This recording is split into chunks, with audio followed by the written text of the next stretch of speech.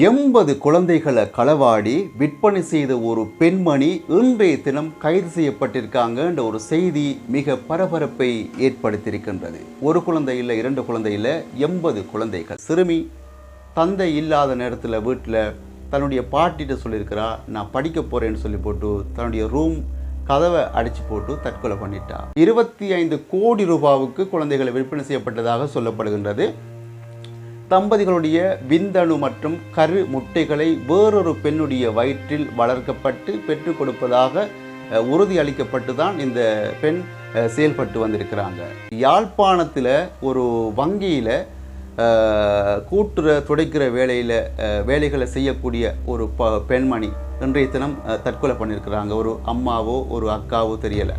13 வயது. இப்போ தான் இந்த 13 வயது வரக்குள்ள பிள்ளைக்கு காதல் வந்துட்டு, காதல் வந்தால் காதலன் என்ன பண்ணியிருக்கிறான்னு சொன்னாக்கா பரிசாக ஒரு தொலைபேசியை வாங்கி கொடுத்திருக்கிறார்.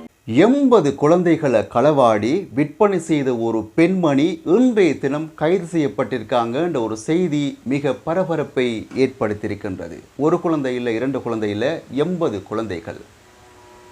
குழந்தைகள் கருத்தரிப்பு மையங்களில் களவாடக்கூடிய ஒரு கூட்டத்தோடு சேர்ந்துதான் இந்த பெண்மணியும் செயல்பட்டு வந்ததாக சொல்லப்படுகின்றது. குழந்தை பாக்கியம் இல்லாதவர்களுக்கு இந்த குழந்தைகளை விற்பனை செய்யப்பட்டதாக சொல்லப்படுகின்றது.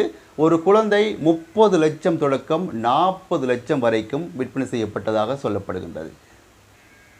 ஒரு அதாவது ஒரு தாய் கிட்டத்தட்ட 1 மாதம் தொடக்கம் 9 மாதம் வரையிலான ஒரு கர்ப்பிணி தாயுடைய செலவுகளையும் சேர்த்து வாங்கப்பட்டதாக சொல்லப்படுகின்றது.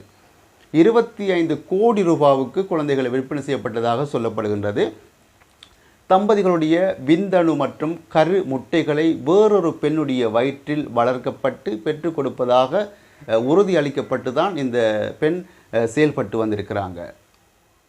இந்த மாதிரி செய்திகளை பார்க்கின்ற பொழுது இந்த உலக அழிவுகளுக்கும் காலம் நெருங்கிவிட்டதாக தோன்றுகிறது. அன்றாடம் என்னென்ன செய்திகளோ பார்க்குறோம், ஆனால் இப்படியாப்பட்ட செய்திகளும் எப்போவாச்சும் ஒரு நாள் பதிவாகத்தான் செய்கின்றது. இந்த செய்தி சம்பந்தமான கருத்துக்கள் என்னன்றதை நீங்கள் தயவுசெய்து கருத்துக்களை பதிவிடுங்க. இது எங்கே நடந்திருக்குன்னு பார்த்தீங்கன்னு சொன்னாக்கா இந்தியாவில் ஆந்திரா பிரதேசத்தில் இடம்பெற்றிருக்கின்றது. இது எங்கே நடந்துன்றது நமக்கு விஷயம் இல்லை, ஆனால் இப்படியாப்பட்ட சம்பவங்களும் இடம்பெற்றிருக்கிறன்றதை நினைக்கின்ற பொழுது மிக கவலையை ஏற்படுத்துகின்றது. அதே நேரத்தில் பார்த்தீங்கன்னு சொன்னாக்கா யாழ்ப்பாணத்தில் ஒரு வங்கியில் கூட்டுற துடைக்கிற வேலைகளை செய்யக்கூடிய ஒரு பெண்மணி இன்றைய தினம் தற்கொலை பண்ணியிருக்கிறாங்க. ஒரு அம்மாவோ ஒரு அக்காவோ தெரியலை. ஒரு வங்கியில் இந்த கூட்டுற துடைக்கிற பணிகள் செய்யக்கூடிய ஒரு பெண்மணி இன்றைய தினம் தற்கொலை பண்ணியிருக்கிறாங்க. ஏன் தற்கொலை பண்ணியிருக்கிறாங்கன்னு பார்த்தீங்கன்னு சொன்னாக்கா தன்னுடைய அன்புக்குரிய மகள் காதலனுடன் தலைமறைவான காரணத்தை கொண்டு இந்த பெண்மணி தற்கொலை பண்ணியிருக்கிறாங்க. கேட்க கவலையாக இருக்கின்றது. பிள்ளைகள் இதில் சிந்திக்கிறது குறைவு, காதலுக்குத்தான் முக்கியத்துவம் கொடுக்குறாங்க. அது ஒரு பக்கம் இருக்கட்டும். அதே நேரத்தில் இன்னும் ஒரு சம்பவம் பதிவாக இருக்கின்றது. ஒரு 13 வயதுடைய ஒரு சிறுமி. இந்த சிறுமி சின்ன வயதிலேயே அவங்களுடைய அம்மா அவங்கள விட்டுட்டு போய்த்தாங்க. அதுக்கப்புறம் பார்த்தீங்கன்னு சொன்னாக்கா இந்த சிறுமி யாருடைய வளர்ப்பில் இருந்தாங்கன்னு சொன்னாக்கா தன்னுடைய பாட்டியும் தன்னுடைய அப்பாவுடைய பார்வையில் தான் அவங்க இருந்து கொண்டிருக்கிறாங்க.